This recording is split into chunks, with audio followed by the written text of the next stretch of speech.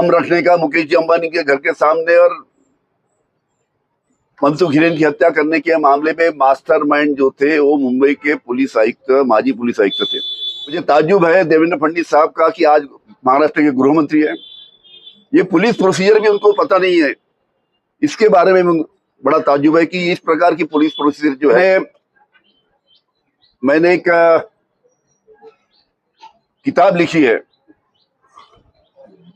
मेरे किताब का नाम है diary of home minister, diary of home minister Anil Deshmukh.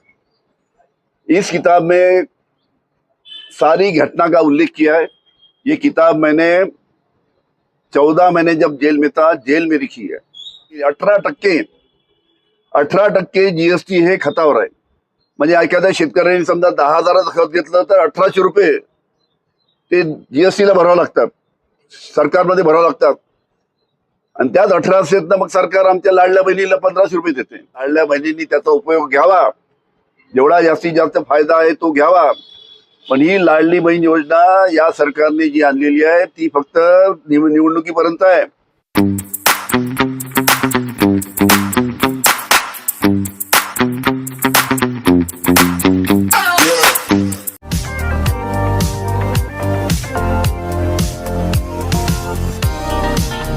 नमस्कार, आपल्या सर्वांना दिवाळीच्या आणि पुढे येणाऱ्या नवीन वर्षाच्या शुभेच्छा व आपल्या माध्यमातून सर्व महाराष्ट्रातील जनतेला दिवाळीच्या शुभेच्छा। आपल्याला माहिती आहे की काल एका चॅनलला देवेंद्र फडणवीस यांनी मनसुख हिरेन याची हत्याची माहिती अनिल देशमुखांना होती काय असा प्रश्न त्यांनी मला विचारला होता। आपल्याला 3 वर्षापूर्वी झालेल्या घटना आपल्याला कल्पना आहे की कशा पद्धतीनं माननीय मुकेशजी अंबानी यांच्या घरासमोर एका स्कॉर्पिओ गाडीमध्ये बॉम्ब ठेवण्यात आला। त्याचा तपास चालू झाल्यानंतर आता बॉम्ब कुणी ठेवला हे माहीत होणार। तेवढ्यात त्या गाडीचा मालक जो होता मनसुख हिरेन याची 3 वर्षापूर्वी हत्या झाली आणि त्या हत्येच्या कारणामध्ये सचिन वजेला अटक करण्यात आली। त्या हत्येमध्ये जो परमवीर सिंग होता, जो मास्टरमाइंड होता, दोन्ही याच्यामध्ये बॉम्ब ठेवण्यामध्ये आणि मनसुख हिरेनच्या हत्येमध्ये जो मास्टरमाइंड होता मुंबईचा माजी पोलीस आयुक्त परमवीर सिंग, याचे आणि देवेंद्र फडणवीस याचे अतिशय जवळचे संबंध आणि त्याला वाचवण्यासाठी देवेंद्र फडणवीस यांनी संपूर्ण प्रयत्न केले। आता मूळ प्रश्न असा आहे की देवेंद्र फडणवीस यांनी विचारलं मला की अनिल देशमुखांना मनसुख हिरेन याची माहिती झाली, ही मला कल्पना होती का। पहिली गोष्ट, परमवीर सिंग हा त्या संपूर्ण घटनेचा मास्टरमाइंड असल्यामुळे त्यांनी देवेंद्र फडणवीसला सांगितलं असणार। आणि जेव्हा मनसुख हिरेनची बॉडी ठाण्याच्या खाडीमध्ये जेव्हा सापडली सकाळी, त्यावेळेस त्या बॉडीचा संपूर्ण फोटो संपूर्ण मीडियामध्ये व्हायरल झाले। आम्हाला सुद्धा ते फोटो मिळालेत, आमच्या पोलीस खात्याला ते फोटो मिळालेत। पण पोलीस खात्याला फोटो मिळाल्यानंतर, पोलीस खात्याला बॉडी जी सापडली त्याचे संपूर्ण फोटो मिळाले, ती बॉडी मिळाल्यानंतर पोलीस खात्याच्या माध्यमातून जोपर्यंत त्या मनसुख हिरेनच्या घरची लोक येऊन, पोलिसांची ही पद्धत आहे, ही व्यवस्था असते पोलिसांमध्ये की एखादी बॉडी सापडल्यानंतर त्याच्या घरच्या मंडळींनी येऊन त्याची ओळख पटवावी लागते। आणि म्हणून मनसुख हिरेनची बॉडी सापडल्यानंतर पोलिसांनी मनसुख हिरेनच्या घरच्या लोकांना त्या ठिकाणी बोलावलं, बोलवून त्यांना बॉडी दाखवली आणि बॉडीची ओळख करून घेतली। आणि जेव्हा घरच्या लोकांनी सांगितलं की ही मनसुख हिरेनचीच बॉडी आहे, तेव्हा मग राज्य शासनाच्या माध्यमातून मी जाहीर केलं की होय, जी सकाळी खाडीमध्ये जी बॉडी सापडली आहे ती मनसुख हिरेनची आहे। त्याच्यामुळे ही घटना मला माहित होती, पण जोपर्यंत घरची मंडळी येऊन त्याची ओळख घेत नाही, ओळख परेडमध्ये ओळख त्याची करत नाही आणि सांगत नाही की ही बॉडी त्याचीच आहे, तोपर्यंत पोलीस खात्याला जाहीररित्या सांगता येत नाही। आणि म्हणून प्रश्न मला देवेंद्र फडणवीस यांचा आहे की देवेंद्र फडणवीस यांना 100% माहित असणार, कारण की परमवीर सिंग या त्रिकूट जे होतं, परमवीर सिंग आणि सचिन वजे एकत्र आणि देवेंद्र फडणवीस आणि परमवीर सिंग एकत्र, त्याच्यामुळे साहजिकच त्यांना सुद्धा कल्पना असणार. कारण की परमवीरनी सांगितलं देवेंद्र फडणवीसजी मला या याच्यातून वाचवा. परमवीर सिंगला NIA जी केंद्रीय संस्था आहे ती अटक करणार होती, पण देवेंद्र फडणवीस यांनी संरक्षण दिल्यामुळे त्याला अटक केली नाही. त्याच्यामुळे देवेंद्र फडणवीस यांना एकच सांगतो की जी प्रशासनातली, पोलीस प्रशासनातली जी पद्धत आहे की कोणती बॉडी सापडल्यानंतर तिची ओळख त्यानिमित्तानं त्यांच्या नातेवाईकाला ती बॉडी दाखवल्या जाते आणि नातेवाईकांनी ती बॉडी ओळखल्यानंतर मग राज्य शासन ती जाहीर करू शकते.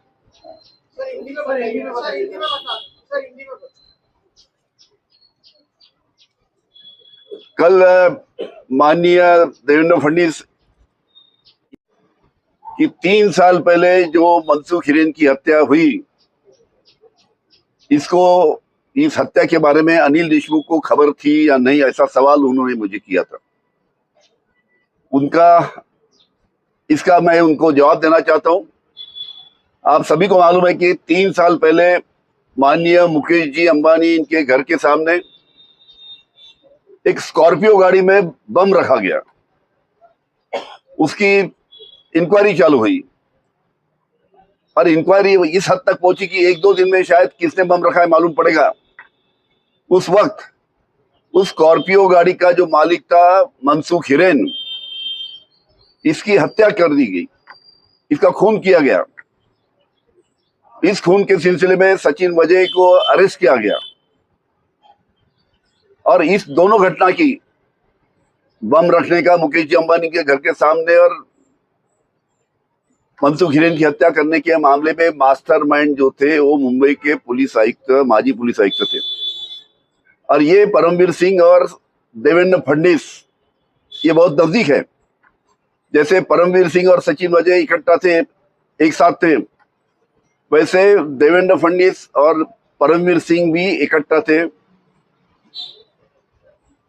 नेचुरली जब मनसुख हिरेन की जब हत्या हुई तब देवेंद्र फडणवीस को परमवीर सिंह ने बताया, क्योंकि परमवीर सिंह को जो केंद्रीय यंत्रणा है NIA वो अरेस्ट करने वाली थी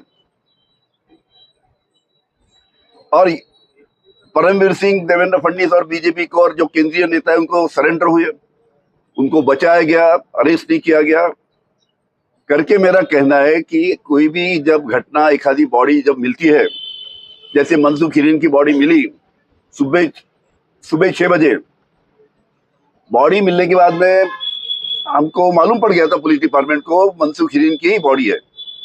लेकिन पुलिस की जो प्रक्रिया है उसमें बॉडी जो है जब तक जो मनसुख हिरेन है उसको रिश्तेदार को जब तक बताते नहीं तब तक पुलिस डिपार्टमेंट उसका ऐलान नहीं कर सकता. मनसुख हिरेन के रिश्तेदार को वहां लाया गया, उनको मनसुख हिरेन की बॉडी बताई गई, बाद में उन्होंने आइडेंटिफाई किया बॉडी को, हाँ ये मनसुख हिरेन है. उसके बाद में पुलिस डिपार्टमेंट ने फिर डिक्लेयर किया कि जो सुबह जो 6 बजे मनसुख हिरेन जो बॉडी मिली है वो मनसुख हिरेन की है. ये पुलिस प्रोसीजर है, ये पुलिस प्रोसीजर है. कोई भी बॉडी को आइडेंटिफाई जब तक उसके घर वाले करते नहीं तब तक पुलिस वाले बोल नहीं सकते ऑफिशियली. मुझे ये पता था कि ये मनसुख हिरेन की बॉडी है, लेकिन मैं ऑफिशियली नहीं बोल सकता था. और जब मनसुख हिरेन के घर वालों ने आइडेंटिफाई बॉडी को किया तब पब्लिकली मैंने बयान दिया कि सुबह जो बॉडी मिली है वो मनसुख हिरेन की है. मुझे ताज्जुब है देवेंद्र फडणवीस साहब का कि आज महाराष्ट्र के गृह मंत्री है, ये पुलिस प्रोसीजर भी उनको पता नहीं है. इसके बारे में बड़ा ताज्जुब है कि इस प्रकार की पुलिस प्रोसीजर जो है उसके बारे में एक राज्य के गृह मंत्री को खबर नहीं है. इस बात का मुझे बड़ा ताज्जुब है. मैंने एक किताब लिखी है,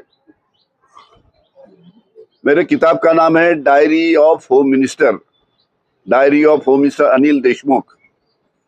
इस किताब में सारी घटना का उल्लेख किया है कि किस प्रकार से देवेंद्र फडणवीस ने मेरे पर फर्जी इल्जाम लगा के, फर्जी इल्जाम परमवीर सिंह को बोल के किस प्रकार से फर्जी इल्जाम लगाए, किस प्रकार से ईडी सीबीआई मेरे पीछे लगाई, किस प्रकार से फर्जी इल्जाम में अनिल देशमुख को अरेस्ट किया गया, किस प्रकार से 14 महीने उस अनिल देशमुख को जेल में रखा गया, किस प्रकार से कोर्ट में जब केस गई, हाई कोर्ट में गई, जस्टिस चांदीवाल साहब के कोर्ट में गई, जस्टिस चांदीवाल के कोर्ट ने क्या बयान दिया। जस्टिस चांदीवाल के कोर्ट ने बताया कि अनिल देशमुख के ऊपर जो आरोप हुए ये फर्जी आरोप है, कोई भी सबूत अनिल देशमुख के आरोप के बारे में नहीं है। इस प्रकार का उनका जजमेंट है, 1400 पन्ने का जजमेंट जस्टिस चांदीवाल साहब के। ये सभी चीजें इस किताब में लिखी है कि किस प्रकार से देवेंद्र फडणवीस ने उनके जो आका है ऊपर के, उनकी मदद लेके, उनके जो सीनियर्स है उनकी पार्टी की, उनकी मदद लेके मुझे फर्जी आरोप में फंसाया। इसका पूरा उल्लेख इस पूरे किताब में मैंने लिखा हूं। ये किताब मैंने 14 महीने जब जेल में था, जेल में लिखी है, और जेल के बाहर आने के बाद उसके रेफरेंसेस कलेक्ट करना, उसमें मुझे थोड़ा वक्त लग गया, और 1-2 दिन में ये किताब मार्केट में आएंगी। मध्ये आपल्याच नावाचा एक उमेदवार उभा आहे, अनिल देशमुख त्याचं नाव आहे, तो राष्ट्रवादी म्हणून लढते, घड्याळ चिन्हावर लढणार आहे चर्चा। मी याच नावाचा कोणी अनिल देशमुख या भारतीय जनता पार्टीच्या लोकांनी पकडला आणि त्याला माझ्या विरोधात फॉर्म भरायला लावला, आणि त्या बाबतीतली माहिती मला मिळालेली आहे। भारतीय जनता पार्टीच्या प्रेमापोटी, देवेंद्र फडणवीस यांच्या प्रेमापोटी हा उमेदवार उभा केलेला आहे। त्याला चिन्हही प्रेमापोटी देण्यात आलेला आहे, पण सर ह्या सर्व गोष्टी जनतेला कळतात, त्याच्यामुळे जनता कुठेही चूक करणार नाही, डुप्लिकेट अनिल देशमुखला मतं देणार नाही याची मला खात्री आहे।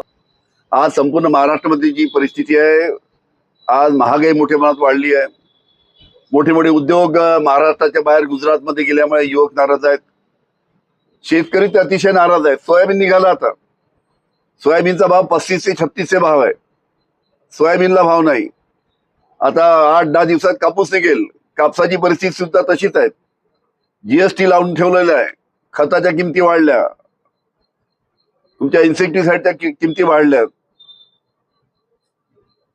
मोठ्या प्रमाणात जीएसटी लावल्यामुळे ही फार मोठी अडचण शेतकऱ्यांवर झाली। 18% जीएसटी हे खतावर आहे। म्हणजे एखाद्या शेतकऱ्यांनी समजा 10,000चं खत घेतलं तर 1800 रुपये ते जीएसटीला भरावं लागतात, सरकारमध्ये भरावं लागतात, आणि त्याच 1800 मग सरकार आमच्या लाडल्या बहिणीला 1500 रुपये देते। म्हणजे स्वतःचेच पैसे मोठ्या प्रमाणात जीएसटी लावून हे लाडल्या बहिणीला देण्याचं काम चालू आहे। लाडल्या बहिणींनी त्याचा उपयोग घ्यावा, जेवढा जास्तीत जास्त फायदा आहे तो घ्यावा। पण ही लाडली बहीण योजना या सरकारने जी आणलेली आहे ती फक्त निवडणुकीपर्यंत आहे। आमचं सरकार आल्यानंतर ही योजना आम्ही 5 वर्ष पुढे राबवू, आणि 1,500 रुपये नाही, आम्ही 3,000 रुपये आमच्या लाडल्या बहिणीला पुढचे 5 वर्ष देऊ। लाडल्या बहिणीला ही निवडणुकीपर्यंतची योजना आहे, तिचा फायदा जेवढा घ्यायचा आहे तेवढा घ्या, पण तुमची दिशाभूल होऊ देऊ नका, एवढीच मला लाडल्या बहिणीला विनंती आहे। कारण की आम्ही ही योजना 5 वर्षासाठी राहू आणि 3,000 रुपये देऊ। निवडून आल्यानंतर ही योजना बंद करणार नाही, आम्ही निवडून आल्यानंतर ही योजना आम्ही राबवू, आणि 1,500 रुपये नाही, 3,000 रुपये देऊ। इसी चीज को लेकर पवन पुरे ने आरोप किया है कि कहीं ना कहीं एनसीपी और कांग्रेस मिलकर उद्धव ठाकरे को फंसा रहे हैं। गलत है। उन्होंने जैसा भारतीय जनता पार्टी ने 5 साल पहले जैसा जिस प्रकार से उद्धव जी ठाकरे इनको फंसाया था, ये हमारी कभी नीति नहीं रही है, ना राहुल गांधी की रही है, ना माननीय शरद पवार साहब की रही है। हम तीनों पार्टी हम इकट्ठा रहेंगे, और महाविकास आघाडीची सत्ता 100% महाराष्ट्रामध्ये येणार, हे आजच्या दिवाळीच्या दिवशी तुम्हाला मी सांगतो।